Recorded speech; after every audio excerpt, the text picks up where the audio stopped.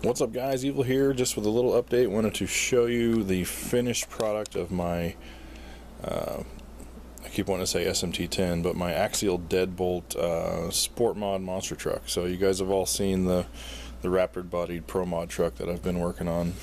That thing's finally done. And got to take it to the races. It was actually pretty awesome, except for my driving skills. And I was excited to show you guys running video of this because this truck handles phenomenally. Unfortunately I had some electronics problems, so I got zero running video of it at the last comp. But anyway, I wanted to share at least the finished truck with you guys to show you how it turned out. And then there's another monster truck comp coming up at the end of this month, which will be really cool just because of its location and stuff, and I'll be sure and video that. But anyway, I just wanted to go over the truck a little bit and show you guys what little I did drive of this truck. I was really pleased with it. I think it handles better than the SMT10. It's got a lower CG, has less weight up top, it just seems to corner a lot better. But you know, it obviously doesn't look quite as cool and have as much scale appeal. But I was impressed again as I drove the truck, how well it handled. But I had some electronics issues. I ended up using well, let me back up a little bit. This is a Sport Mod truck, and our monster truck club is using Trigger King's monster truck rules, which they've gone to a spec motor, which is a Reedy Radon 17 single. No, I don't know if it's rebuildable or not, but anyway, that's their spec motor. So since we're so close in proximity to them and the guys go back and forth between comps, we decided to mirror that as well. So this truck is not a high horsepower truck, but it has a decent amount of zip. Matter of fact, I got beat with my Pro Mod truck by a Sport Mod truck. But anyway, the truck, what little I did get to drive it handled and held up really well. I did not put on my Incision steering links. I'm running the stock Wraith one right now, and I did that just for time before the last comp. But even though it does cause the wheels to bounce around a little bit, I do like not having to worry about busting up a steering servo. So,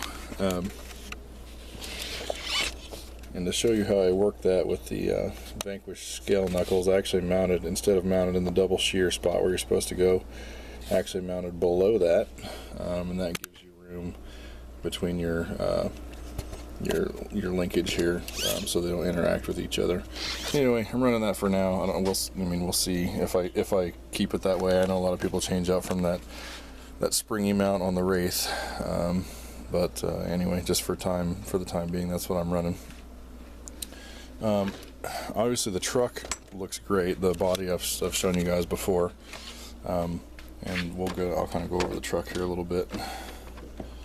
Pull this body off.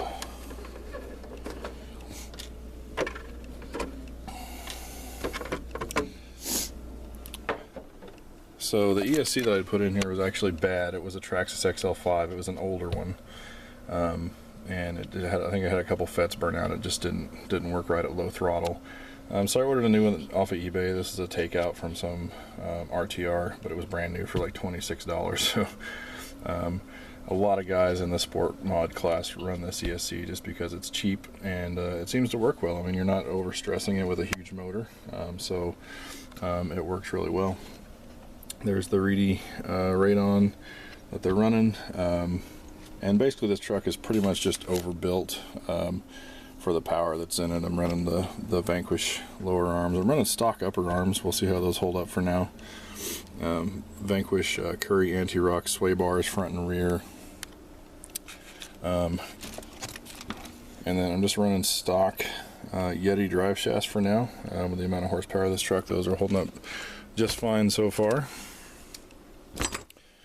The steering servo is a JR8711, I believe. It's like a 400-ounce servo. It's not one of my comp crawlers. And to pair with that, I'm running a Castle Creations BEC to give that thing enough juice, because the BEC that comes in these things is super wimpy. So running that so I get some good steering authority. Obviously, I've gone over before, the transmission is a fully built Vanquish aluminum transmission, so there's no gear slippage or anything. Not doing anything fancy. And the pumpkins on the axles, they're just standard axial gears. I am running Trying to remember. I think I'm running incision spools. I might be running stock. I can't remember. I have a set of incision spools. I'll have to look and see if they're still in my parts box. I think I'm running incision spools. And the big deal, since I'm running the stock Axial AR60 axle housings, which are plastic, I did not run a beef tube setup like a lot of people do. I wanted to keep the weight down. I am running the Vanquish clamping C-hub and the Vanquish clamping lockout. So that will help, because if you don't run those, these holes that mount your lockouts, they waller out after a while. You have to glue them. It's a big mess. They can come apart. The clamping locker really clamps everything down, keeps it a lot tighter, just works a lot better. And I think that is about it. That kind of covers the sport mod. I'm running Vanquish VVDs. In the front, I'm running the 4mm stubs. My idea for the 5mm stubs did not work out because things weren't what I thought. So running standard Vanquish VVDs on the front. And I think that covers the sport mod truck. Just wanted to show you guys now that it is complete, and I will definitely get running video of it at the next competition this truck goes to. So that will probably be the extent of my monster truck building. Obviously I'm a BigFoot fan, so trying to run BigFoot bodies on all my stuff, but this truck, obviously, I've done plenty of videos on it. Really great truck, really happy with it. So those are my monster trucks.